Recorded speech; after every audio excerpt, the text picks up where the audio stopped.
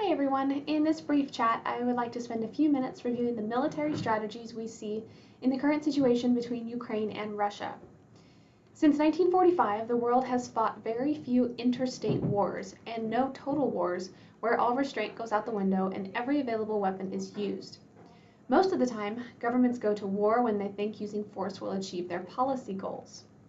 They do not go to war when they think it will bring disaster. Because of the rise of nuclear weapons and the superiority of the American military since 1989, very few governments ever want to pay the costs of war. Despite all of this, interstate issues persist. Since Vladimir Putin called the collapse of the Soviet Union the greatest geopolitical catastrophe of the 20th century, Russia has been attempting to gain back the frontier that they lost. Russian forces seized the Crimean Peninsula from Ukraine in 2014 and remain there to this day. Putin's strategy is still unclear with gray movements, and despite the emphasis on widespread use of political, economic, informational, humanitarian, and other non-military matters, overt use of force only occurs at a certain stage, usually to achieve definitive success in a conflict. Well, that certain stage came to fruition on February 24, 2022.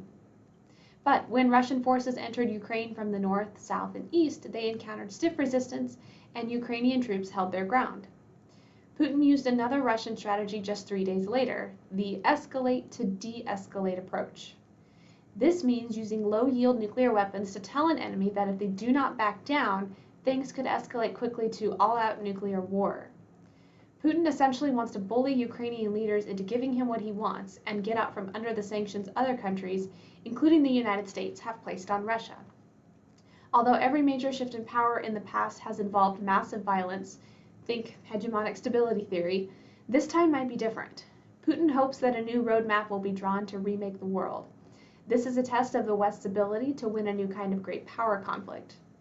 There are many ifs involved. For example, if leaders in the West can stand together, if Western sanctions can impose enough pain, and if Western allies will fight, and if Eastern aggressors will back down. If not, the West may avoid fighting the next war, but lose the peace regardless.